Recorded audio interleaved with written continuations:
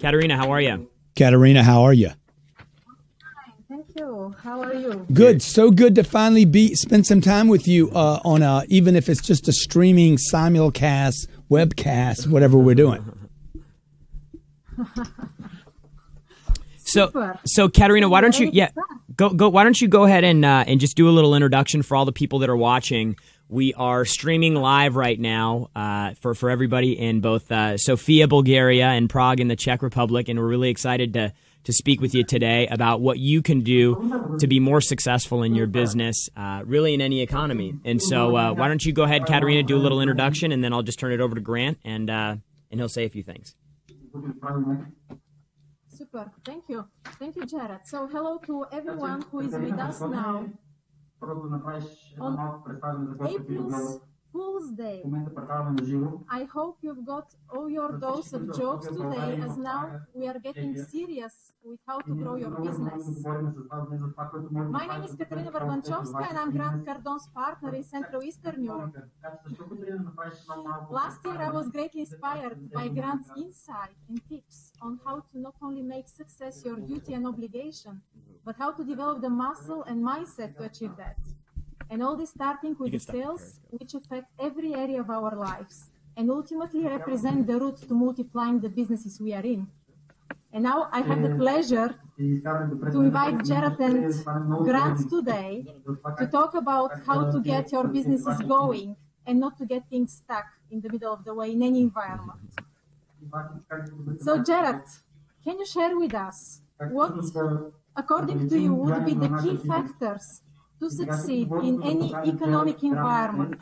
Yeah, Katerina, well, let me just say this before we get started, Katerina, because we're shooting a TV show right here in Miami Beach today.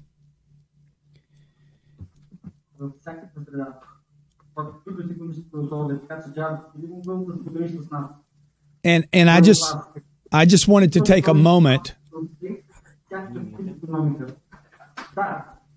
I just wanted to take a moment and introduce myself.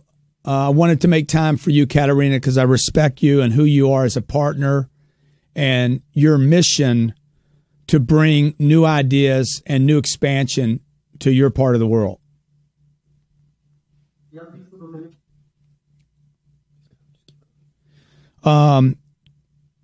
Here in America, we have gone through a lot of economic contraction over the last 5 or 6 years that greatly affected my family and my companies.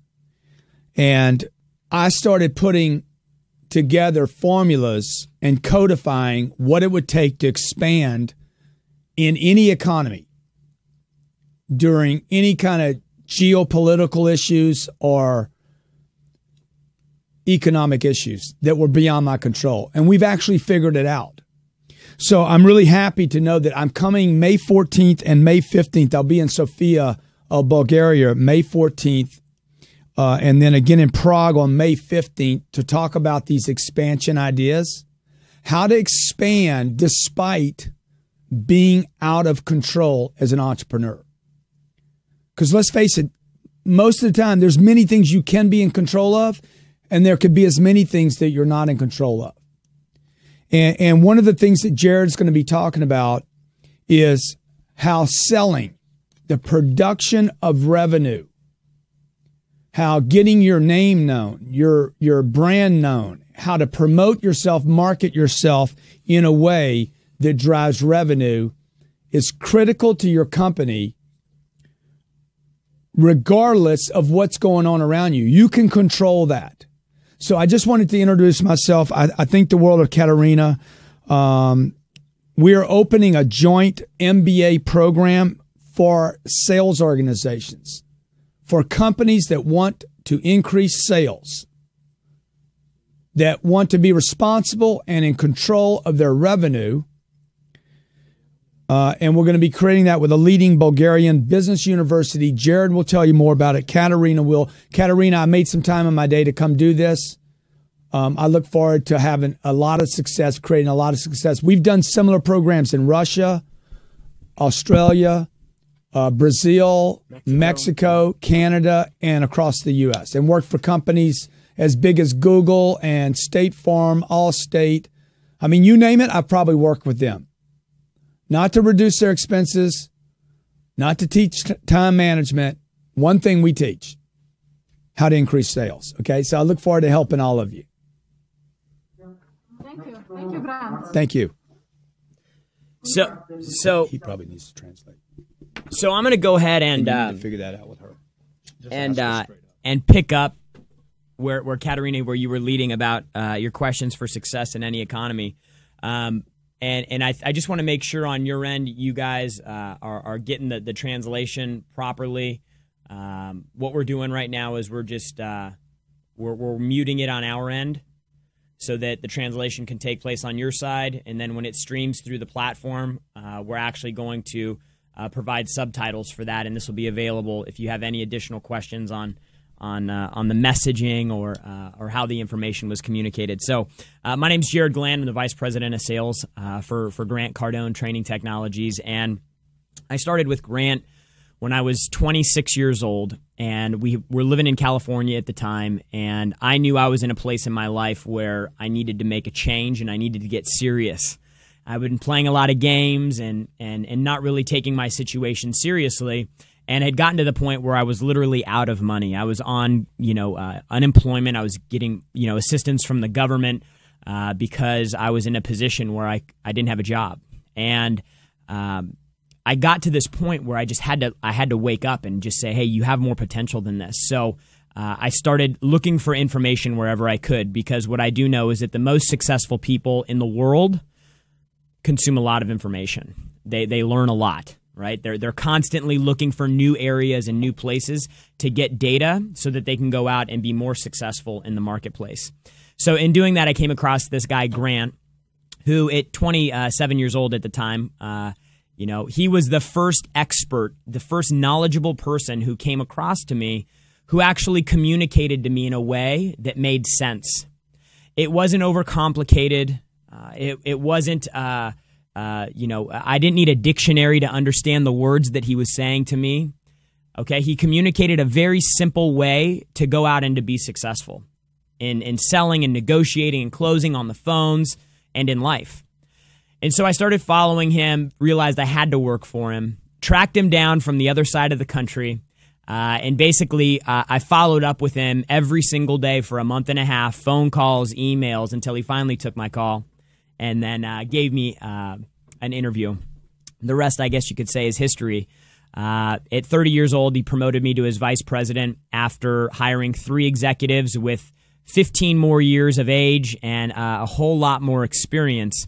But experience won't always open doors for you.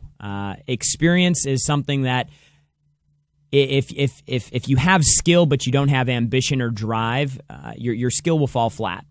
And the hunger that I had and the ambition that I had is really what got me into the position that I am today. And it's the same thing that will carry you wherever you want to go. So if you're watching this right now and you're thinking, man, well, I want to make more money, I want to be more successful, I want to grow my sales team, but I don't really know how. Don't worry about that. The first thing that you have to do is you have to set your intention. This is exactly what I'm going to do.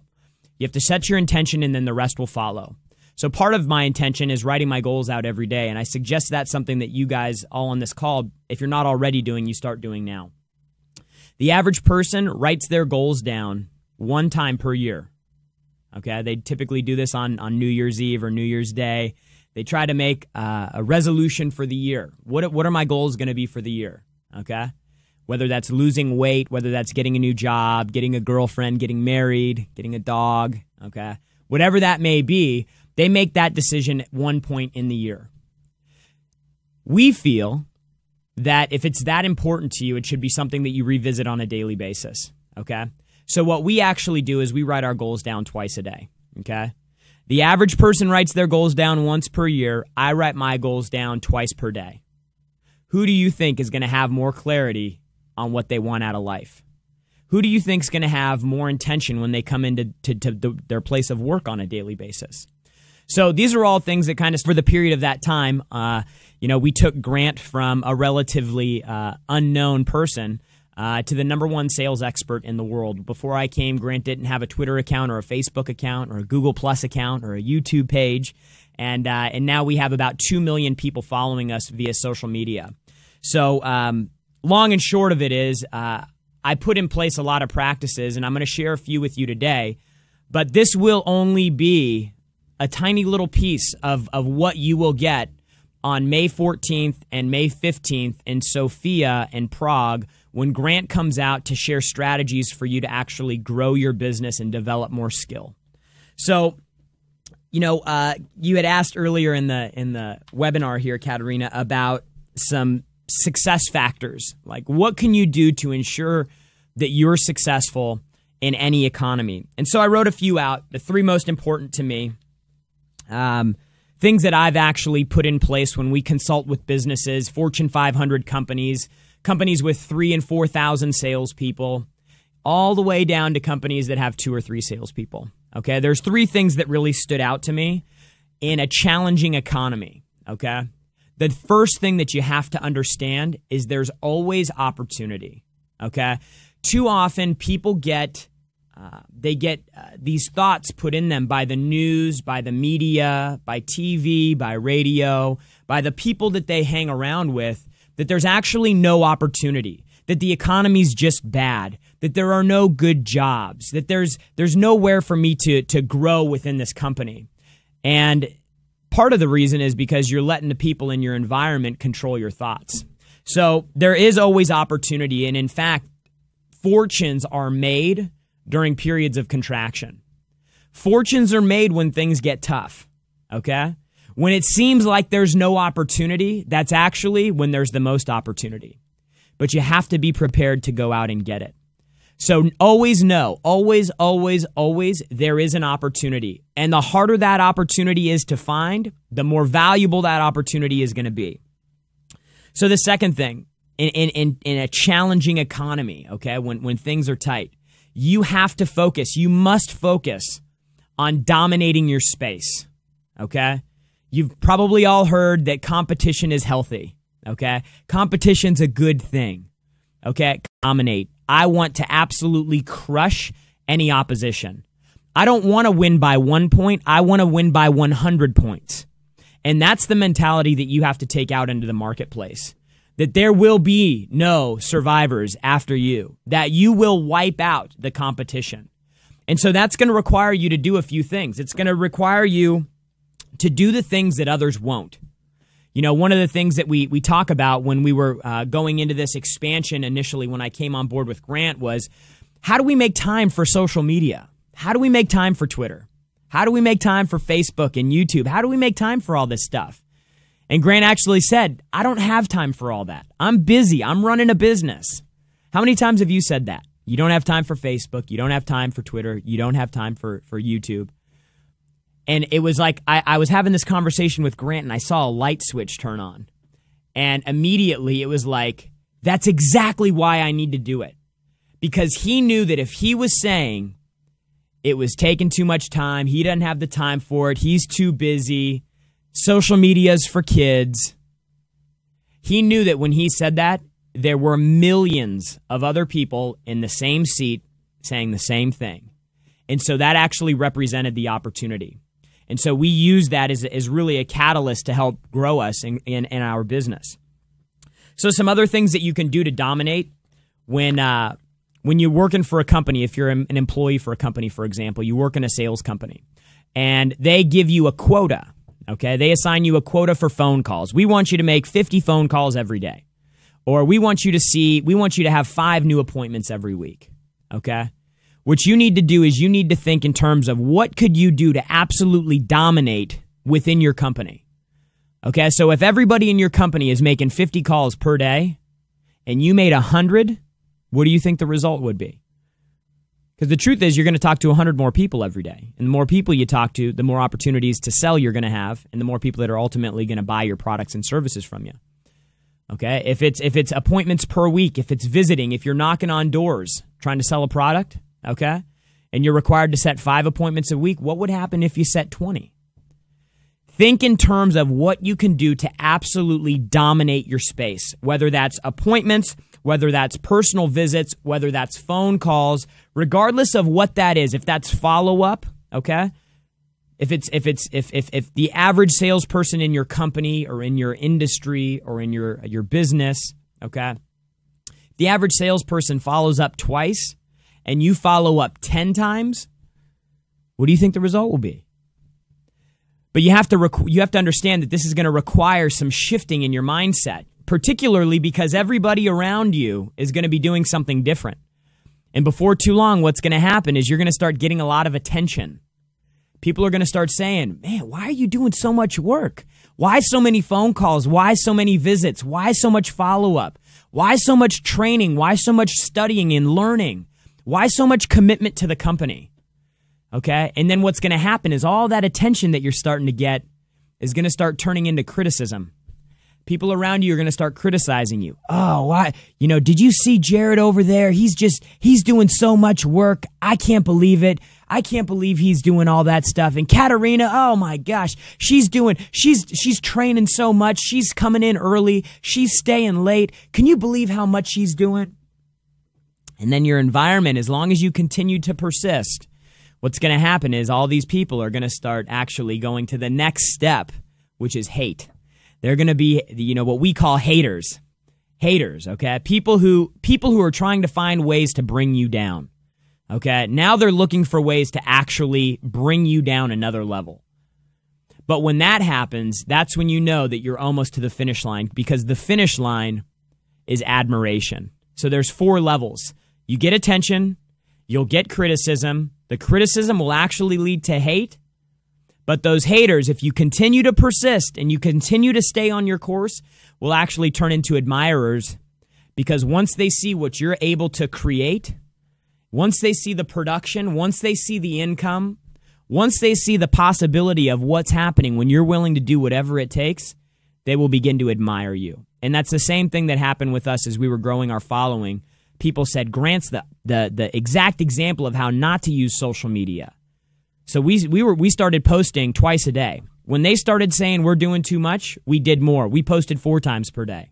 And then people started writing articles about us. This is what not to do. This is what not to do. Until we continued and we continued and we continued and we continued. And now we're the #1 sales expert in the world, #1 on Twitter. We've got over 12.5 million views on our YouTube page. You're watching this on a network that we created because there was such a demand for our content and information, not just in the U.S., but all over the world. So the final thing you can do, let me just recap here. So first is going to be understand that there's always opportunity. I get a little carried away. It's close to my heart. So first is understand there's always opportunity. Always, always, always there will be opportunity. There's just a scarcity of people who are looking where they need to in order to find it. Number 2, you have to adopt a domination mentality. Okay, where can I dominate? Okay, if my competition is not willing to go on social media and use social media, that's where I'm going to go. If they're not willing to work on Saturday, that's where I'm willing to go. If they're not willing to call a customer to follow up 5 or 6 or 7 or 8 or 9 times, that's where I'm going to go to dominate. Okay, so identify those areas where you can be the only person in your space to go there because everybody else refuses to. And then the last thing, the third thing, and most important to me as a salesperson, is you must train like a professional. You have to train, in fact, like a soldier going into battle. You know, we did an event here with the U.S. military, and they had us out and we spoke to a bunch of soldiers. Okay, these are soldiers that are coming back from war, coming back from overseas, and now they have to transition into the business world.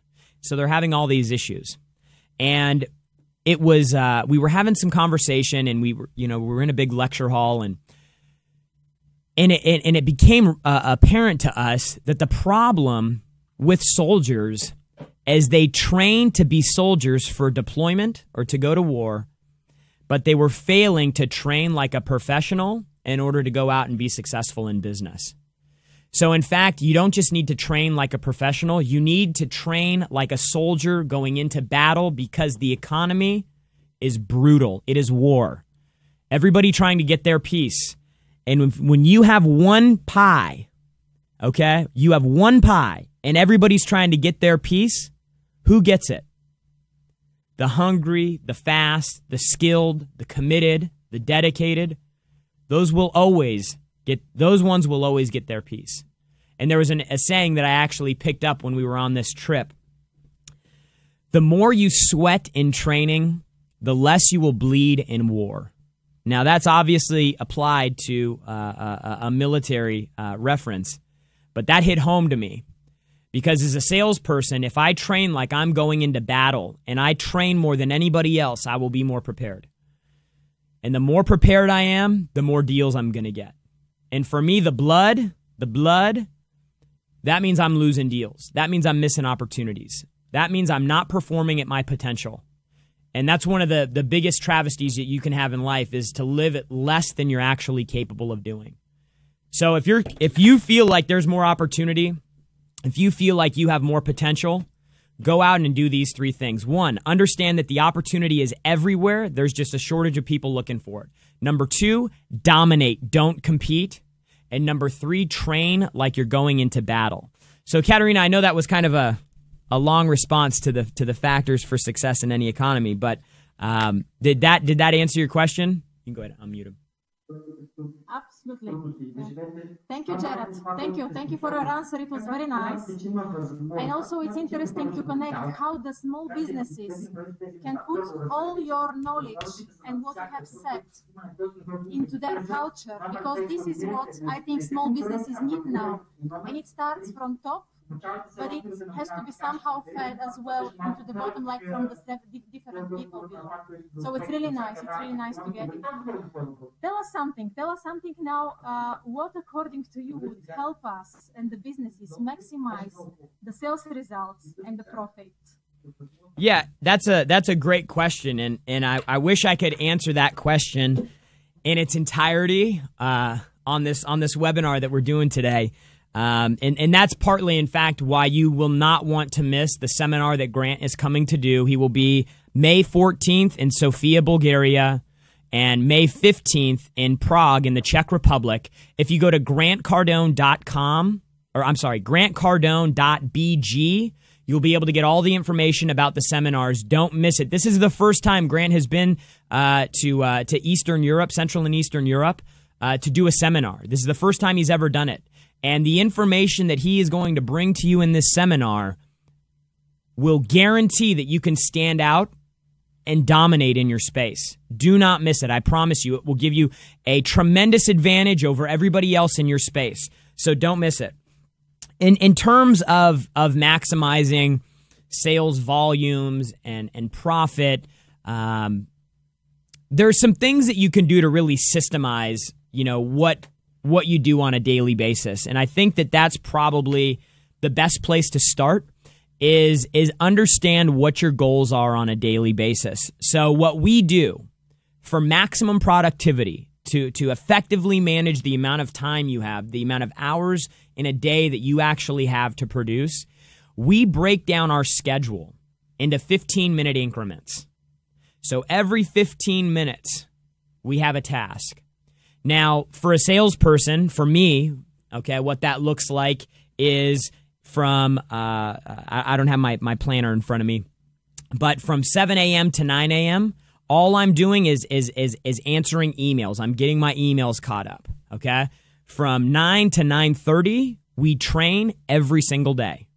All the salespeople, every single day, we train on a daily basis. We know the problems that we're going to face.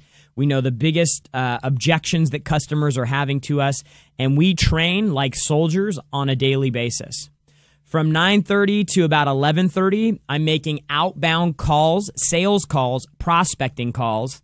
From 11:30 to about 12:15, I take a lunch.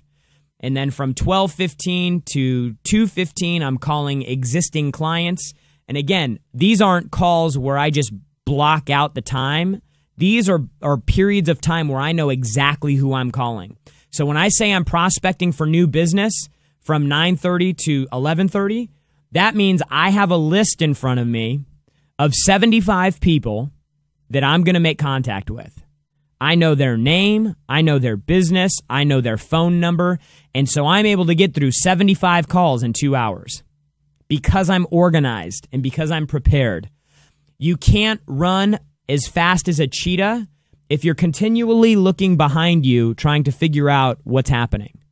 So you can't run at your optimum pace throughout the day if you have no plan. It'd be like putting a blindfold on and trying to run fast. I mean, you'd be bumping into walls and cars, busting your face up, and that's what will happen to your day. You'll get all busted up, and next thing you know, the end of the day will come, and you'll not have had the productive day that you had hoped for. Okay?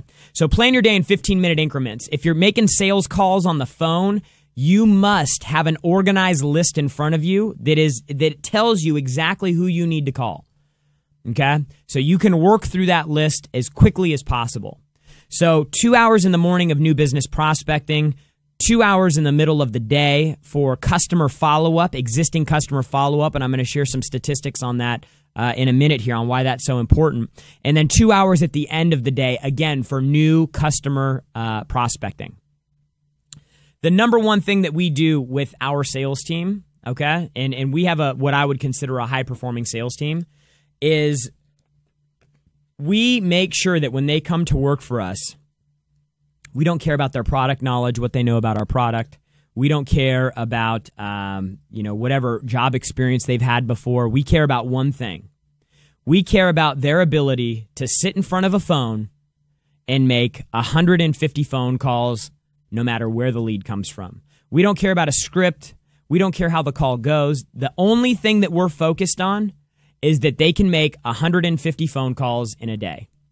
And the reason we do that is because we can train them on how to do everything else. The only thing we can't train them on is how to push themselves to make that type of activity in terms of outbound prospecting reach.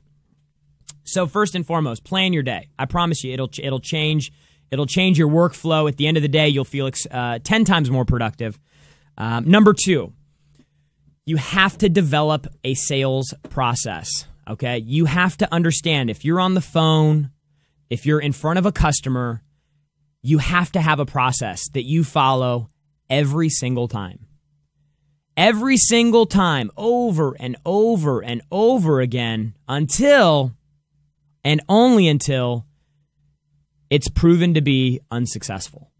The only time any changes in your sales process should be made is after you have had so many attempts, and by the amount of attempts you take, I would say this would take place over a period of a month, contacting 150 people per day.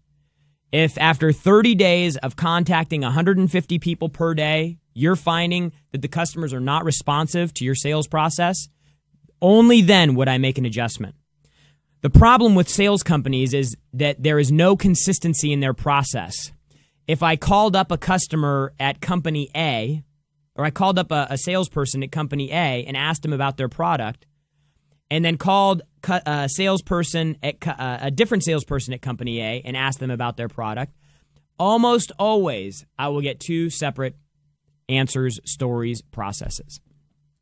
And managers, the problem with that is that without consistency, you have no visibility on what's going on. You have no predictability. Without consistency, you have no predictability. And predictability is important because when you know what's coming, you can be prepared for it. Okay? So what we're trying to do is we're actually trying to develop a process, so much so to the fact that it happens the same way over and over again every single time. I think this is still broadcasting on the thing, right? Okay, that's fine. Okay? So we're going to continue to push for consistency over and over and over again. And there's actually a little formula that you can use for this. Okay? There's a formula that you can use to actually find out if what you're doing is delivering results less than it should. Okay? We call it A cubed. There's three things that you need to evaluate. Okay?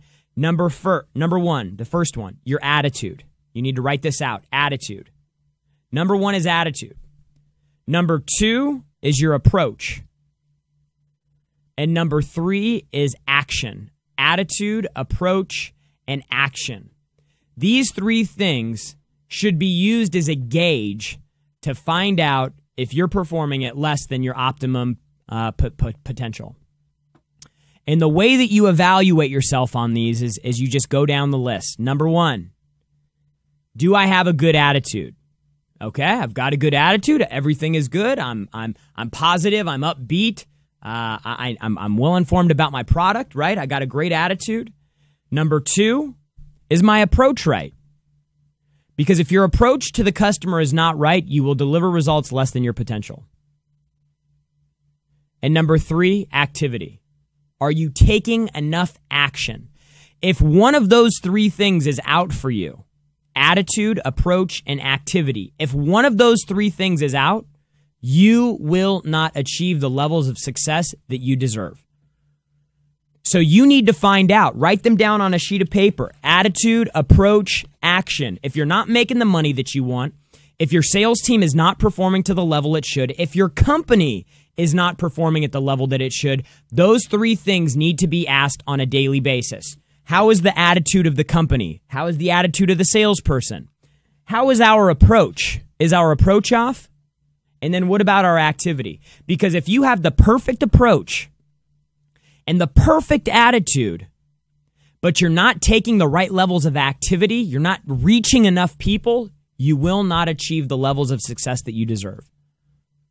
Likewise, if you're taking a tremendous amount of activity, lots of phone calls, lots of customers, and you've got a great attitude, but your approach is off, your pitch is wrong, you're not saying the right things, you're not asking the right questions, your approach to the customer is off, so will be your results. And then finally, if your approach is perfect sales process, perfect questions, okay, your activity is there, high levels of activity, lots of phone calls, lots of customers, and you're still not achieving results, it's because your attitude's bad. So those 3 things you can ask yourself on a daily basis to kind of get your head in place. So number 1, plan your day in 15-minute increments. Number 2, develop a sales process and never stray from it. Consistency develops discipline and predictability. Predictability is important. Okay, if I told you, if there was a lottery for $1 million, and I told you today that tomorrow when they pulled the lottery ticket, I told you exactly what the numbers would be, you think you'd go buy a ticket? I mean, I would. Guaranteed money, I'm in. So if I could tell you that the customer is going to have this problem, and this problem, maybe I need to think about it. We need to talk to somebody else. I've got to talk to my supervisor. We're going to wait till next quarter. We're already working with a vendor. I mean, it goes on and on and on. If you have predictability that objection is coming or that problem is coming, you can be much more prepared for it. And preparation leads to success. So the third thing that I want to cover is understanding sales facts. Now, you're probably thinking, well, why is this important? This is probably on this list, one of the most important things you can do is understand the facts of selling. You have to do the research. Okay? You have to know how many times it takes to follow up with somebody before they answer a phone call. You have to know, for example, that 92% of customer interactions today take place over the phone. You have an informed customer. The internet has completely changed the landscape of business. Customers have unprecedented access to information. Information that 10 years ago they would have never had. Information 15 years ago that it wasn't even real, that the customer could get the information that they do now. So what you need to understand is that's changed the way that they gather information. Now they go to the internet. The average customer spends 11 hours researching a purchase online before they actually make a decision. The average customer is 57% of the way through the sales process before they even talk to your company. Why is that important? Because it completely changes your process. So when we say that 92% of customer interactions take place over the phone and 85% of customers are dissatisfied with the service they receive on a call, why do you think that is? Because in most cases, the customer's over half the way through the sales process, and your process still wants to start them over at the beginning as if they don't have any information at all. So you have to understand the facts. You have to know how the customer is coming to you. If there is no continuity between the customer's transition from the internet through the phone to your company, the customer will be dissatisfied. You have to understand how the customer's coming in, and you need to match your sales process internally so that the customer can smoothly enter from the internet through the phone to your salesperson to a closed contract, okay? So you have to understand the facts. So 92% of customer interactions take place over the phone. 85% of customers report that they're dissatisfied. So do you have scripts? Do you have word tracks? How often are you training on these? These are all questions that you need to ask. Because with the volume of traffic that comes into the business via the phone or via the internet, you have to develop consistent processes that can be implemented and scaled to handle that type of customer. So number 2, it's a really important fact. A 5% reduction in the customer defection rate, meaning they're going to go to a different company. They're going to cancel your product. They're going to discontinue purchasing from you, and they're going to go somewhere else. If we can decrease the customer defection rate by only 5%, you'll see a 40 to 70% increase in profits. Keep 5% more of your customers, and you will actually increase your profits between 40 and 70%. Do you know how much it costs to acquire a new customer? Do you know how much more expensive it is to acquire a new customer than it is to keep an existing customer? 6 times more expensive to go out and find a new customer. They have marketing, okay? They have promotions. You have to have people to actually handle the customer when they call in. All of that requires expense. An existing customer, once you have their business, costs you nothing. All you have to do is maintain the relationship. So do you have a follow-up or a retention plan? Do you have a retention program in place to make sure that people are satisfied with your products, to make sure that they continue to buy? Do you have additional products that you can take your customers to make sure that they continue to graduate? Are they offered upsells? Just because I've done the same thing for the last 6 months doesn't mean I wouldn't look at something different. We have a large offering of products here. We have an online training university called Cardone University. If you want more information on that, you can visit grantcardone.com.bg. It's an online sales, grantcardone.bg. I'm sorry, the website's right there, grantcardone.bg.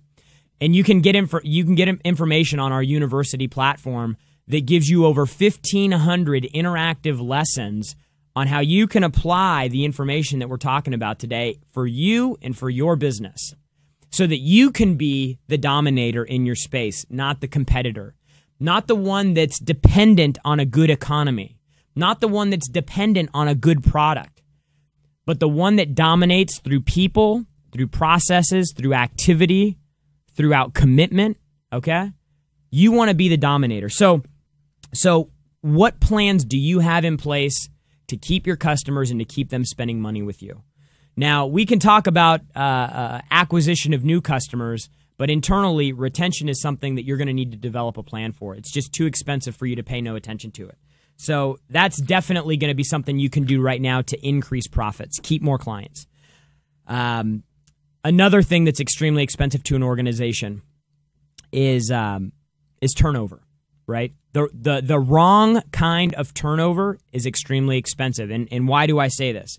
The wrong kind of turnover is losing good people. That's the wrong kind of turnover. The good kind of turnover is getting rid of bad people, okay? So we actually believe, okay, that turnover is a good thing until you find great people. 67% of salespeople miss their quotas due to lack of training. So if you want to increase profitability, keep good people. Do not let them leave you. And I'm going to talk in a minute for companies that are hiring a lot of salespeople, sales leaders, how to keep your people, not only to keep the good people, but also to attract the right people. 80% of every transaction takes place between the 5th and the 12th attempt at follow-up. 80%, it's important, I'm going to say it again, 80% of every transaction that takes place on planet Earth happens between the 5th and the 12th follow-up attempt. Every single transaction that takes place on the face of this earth will happen between the 5th and the 12th follow-up attempt. That means I got to make at least 5 phone calls in order to speak with somebody. Now, why is that important? Because expectations are everything. If your salespeople expect to make 1 phone call or 2 phone calls or 3 phone calls in order to get a hold of a client and they quit, they're going to miss 80% of every transaction that takes place. We're talking about how to increase volume here. We're talking about how to increase profitability. You've got to have a plan for follow-up. This is when we talk to organizations, this is like the number one concern they have. How do we be more effective with follow-up? How can we stay in front of the customer? How can we make sure that if a customer calls and gets information about our product, that when they leave or when they put down that phone, we do not lose contact or control? Now, because of the shift, the information age, because of the internet, because of the way customers gather information now, they can keep distance from a company. Now, this is a very scary thing because for years and years and years, the consumer was dependent on the company for information. They had to come to you to get information about your product. That's not the case today. Today, they can keep their distance. Today, they can pick up the phone. Today, they can send in an email. And most organizations are still struggling to figure out how to build value on a phone call or how to build value over the internet. One of the ways that you can build value that will impact your business faster than anything else will be to simply follow up. But you've got to have a plan. So in the university that I just spoke about, which you can get more information on it at grantcardone.bg, we actually have a program there that will allow you to follow up for 365 days, and you will never repeat a single piece of information. Now, what do I mean by that? Most salespeople, when they follow up, it sounds something like this. Hello, this is Jarrod, and I'm calling from Grant Cardone's office or from Acme Company. And you requested some information on our site the other day, and I just want to follow up and be sure you got everything you need. If there's anything I can do to help you, here's my name, here's my number, please contact me. Click. Okay? The next day, follow up. Ring, ring, ring. Hey, this is Jarrod from Acme Corporation. I just was following up on the information request that you submitted for our company and want to know if there's anything I can do to be of assistance. Here's my name, here's my number. Click. Day 3. Ring, ring, ring, ring. Hello, this is Jarrod from Acme Corporation. I was just responding to the information request you had on our site and wanted to be sure you didn't need any additional information. If you have any questions, here's my name, here's my number. Click. Sounds a lot to me like a broken record. As a salesperson, I can't make that call 12 times. I can't say the same thing over and over and over again. And I guarantee you, your customer does not want to hear that over and over and over again. Okay? So you have to have a plan. We have a program for 365 days. You could say something different to the customer every single day. 3 things you're trying to do with follow-up. Number 1, you have to be persistent. We know, we've got the data. 80% of all transactions happen between the 5th and the 12th attempt at follow-up. So we know you have to be persistent. Okay? Number 2, you must be professional. A professional is persistent without being pushy. Okay? You must be professional. And number 3, you have to be creative. You cannot come with the same song over and over and over again because nobody likes a broken record. Are we getting any comments? Can you see the comments thing? Because Katerina, if she's getting questions, and if anybody has questions that's watching this, you can chat them on the box beneath you, and then Katerina will actually let you know, Polly, on the go-to meeting if there are any questions. Okay, perfect. So, professional, persistent, and creative. You build value through follow-up with creativity, with providing service, okay? With giving the customer something that they actually can use to benefit them or their business. So a follow-up from our company may sound something like this. Hey, John, this is Jarrod from Grant Cardone's office. Hey, I was going through some archives that we had, and I came across a blog that Grant wrote on price versus value in a transaction. Man, I thought it would be great for you and your team. I'm sending you an email right now with the information. If you'd like me to run a sales meeting for free for your team on building price and building value, on handling price and building value, here's my name, here's my number, call me back. Not once did I ask about selling anything. I came from a position of service. I'd like to give you this piece of information because I believe it will be helpful for you and your team. And above and beyond that, I'd like to offer a free sales meeting on how you can implement that strategy in your business so that you can be more successful. Give, give, give. The more you give, the more you get. The more you give, the more you get. You must give before you get. That is the key to follow up. Continue to build value, continue to give information, continue to provide, strategies and tips on how they can be more effective in their business. In our case, maybe with your product, it's something related to that product, but not related directly to the transaction. You have to be professional, you have to be persistent, and you have to be creative. So the last and the final thing that I want to discuss in terms of increasing volume and profitability in your business is being sure that your sales team can actually handle the problems that prevent them from getting deals. So you're probably like, what does that mean? What does that mean? What problems? I mean the problems in the sales process that prevent you from moving forward and securing the customer. Objections. So we spoke about some of these a bit earlier. Have you ever heard anything like we're not interested, or we need to think about it, or we're going to wait, or I need to talk to my director, or I need to talk to my spouse, or I need to wait till I get till I submit taxes, or the economy gets better, or whatever excuse the customer has for not moving forward. You need to be prepared for these. Your salespeople need to be prepared for these. For all you sales leaders and business owners out there, if your salespeople are not prepared to handle the most common problems in your business, they will lose confidence and they will lose business. So, we know for sure that 50% of sales managers do not train their people because they're too busy. Does that sound familiar? We know that 60% of salespeople do not even have a playbook. How are you supposed to play the game if you don't even know the plays? So we put a program together to solve this problem for you. But even before that, you need to have a game plan on how to handle these problems. So what I'd suggest to you is this, okay? The 3 most common problems that you in your business face, okay?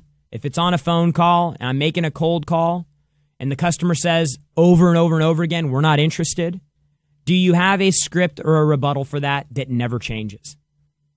Okay? If the customer continually is responding to requests at the door saying, we've got to wait until next quarter, do you have a way to handle that? If the customer continues to say that your product is too expensive, do you have a way to handle that does not change? See, in our sales department here in our Miami office, we've got about 25 salespeople. And when they hear a problem, every single one of them handles it the same way. We know that there are 5 problems when we're making calls that we're going to hear more than anything else. I'm not interested. I don't have any time. I'm too busy. I'm not the decision maker. Send me some information. We're already working with your competitor. Those 5 problems, we know we're going to hear 95% of the time. So what do we focus on? Do we focus on the 95% or the 5%? We focus on the problems we know that we're going to hear more than anything else. And that's why we train every day like a soldier, like I mentioned earlier. Every single day, we drill, we practice, we role play the problems that we know we're going to face. The big thing is that your people are practicing on each other and not on the customer. I'm going to say that again because that's powerful, Okay? Do not allow your salespeople to practice on customers. Have them practice on each other. Practicing on your customers is a surefire way to burn through profits. Any professional athlete would never practice during the game. They practice prior to the game. Okay? They practice during the off season. They practice during the week. Okay? They never practice on the field. So that is something that will cost your business more than anything else. So let me just run back through this list here, Katerina, and then I'll let you jump back in here. So number one, maximize your sales, maximize your profits, maximize your market effectiveness by planning every single day out. Whether you're an executive, whether you're a manager, whether you're a salesperson, you have to have a plan every day. Number two, develop a sales process that never, ever changes until you know for sure that it doesn't work. Number three, understand the facts that affect sales in your business. So the fact that 92% of interactions take place over the phone, 85% of customers are dissatisfied with their experience on the phone, 67% of customers or 50% of customers are 60% of the way through the sales process before they even reach you. 5% reduction in customer defection rates will increase your profits by 40 to 70%. 67% of salespeople, I know I'm going fast here, 67% of salespeople miss their quota due to lack of training, and 80% of every sales transaction happens between the 5th and the 12th follow-up attempt. And then last but definitely not least, build a manual, a game plan for handling objections and the problems that are preventing your salespeople from moving further along in the process. So I'm going to open it up right here. I know that was long. I want you to have an opportunity to get in. Maybe are there any questions or comments on your end, or would you like me to discuss anything else? If you can put me on. Am I live? You hear me? Yeah. Okay. So thank you for your answer, Jarrod. It was really nice, and it was quite, I would say, broad, and answering from all the sides. What I really liked and what you mentioned was the connection between being persistent and pushing, or the, let's say, the awareness of person being pushy versus the service providing. That was very nice what you mentioned. So people have to think in terms of service, not in terms of being pushy to close the sale.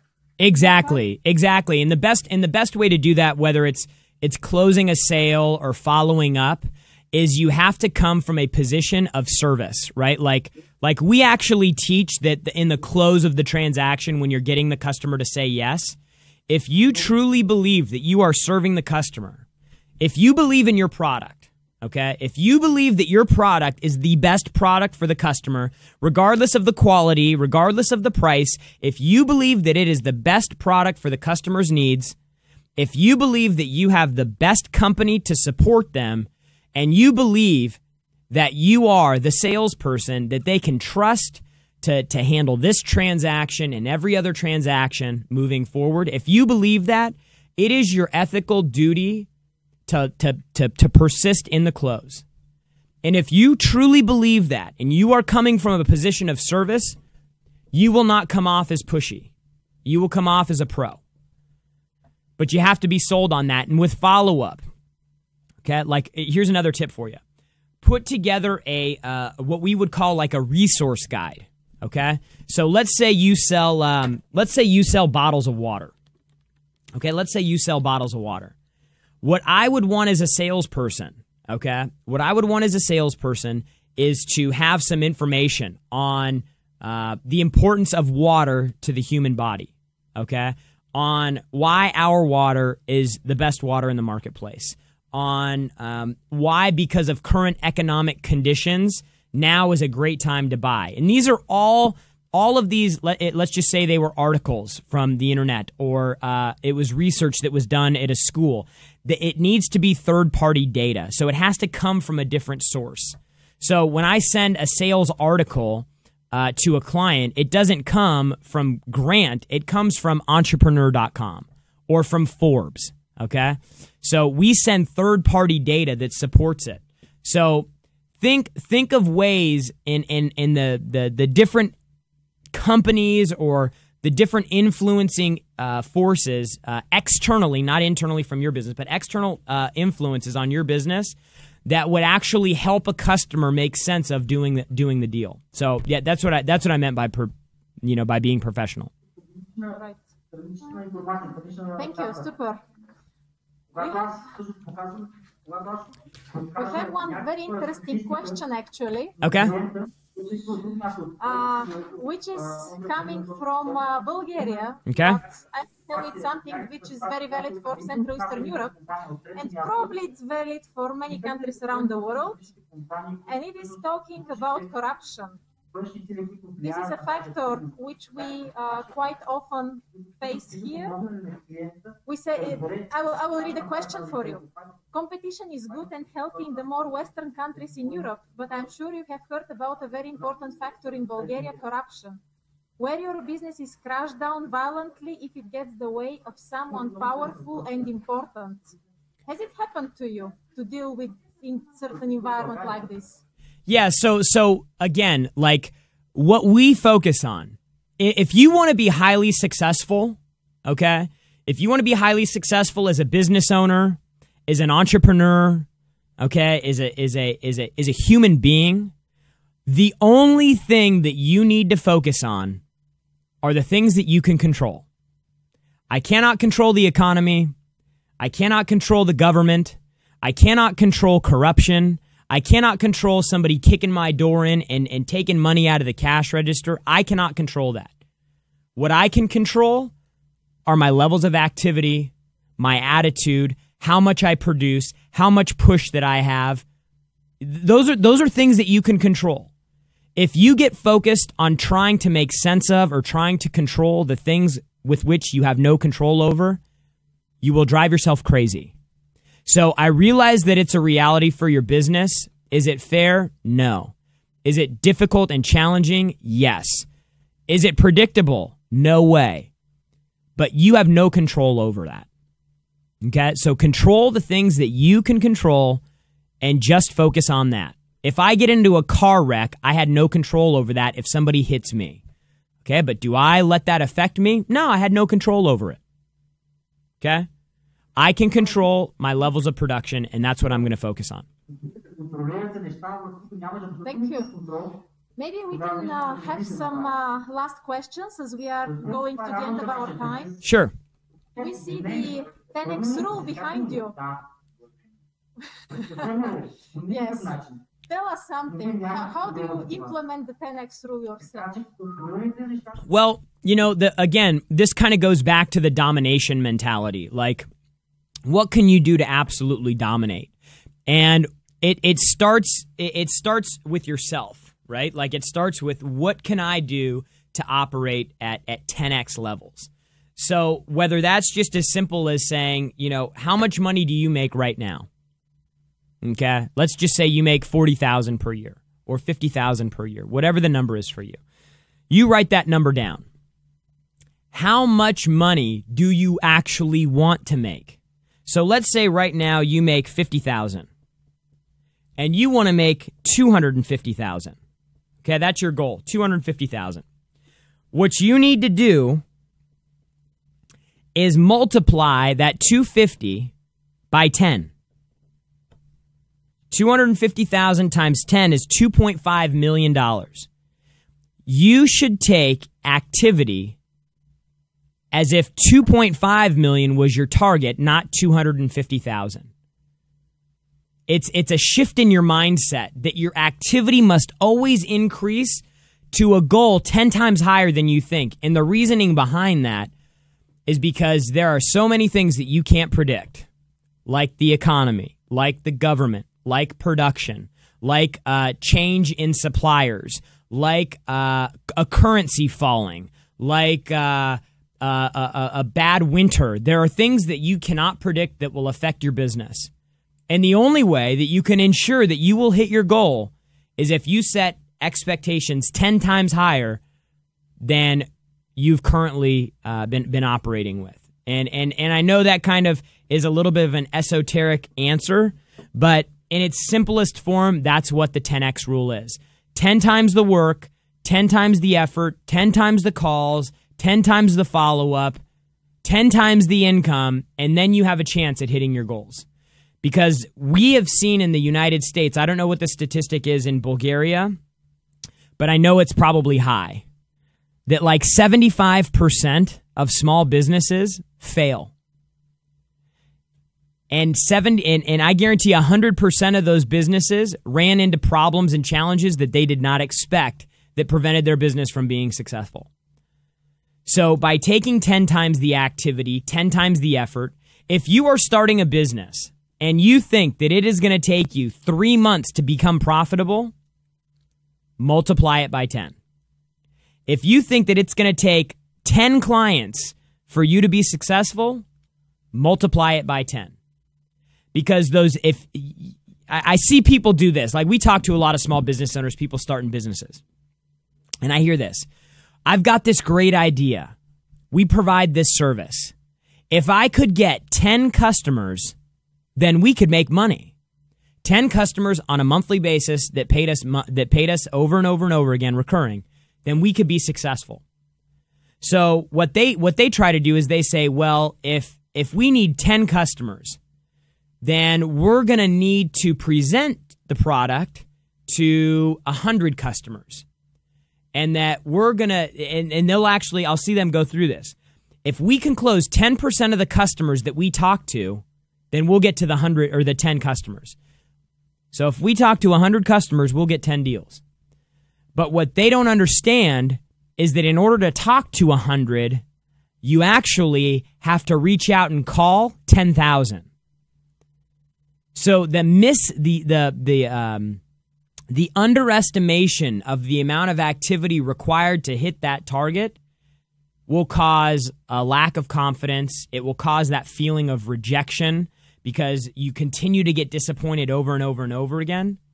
If I know that I have to make in a year 100,000 phone calls in order to be successful, if I know, because that's my 10x goal is 100,000 phone calls, and I fall just a little bit short, but me falling short on 100,000 phone calls still gets me to $250,000, I think we've done a pretty good job. So in its simplest form, the 10X rule is multiply the amount of effort and think that you think it will take in order for you to hit a target or achieve your goals. Thank you. Thank you very much okay. for joining us today. Thank you all of our participants as well to joining us and looking forward to see you all next month when you will hear much more on Grandt's Live 10X seminar as well in May.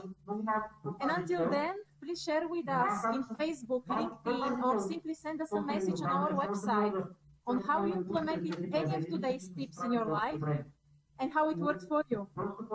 And we would love to hear from you. And don't forget that learning is experience, right? Everything else is just information. Yep, that's right. Build the muscles. Yeah. Thank you.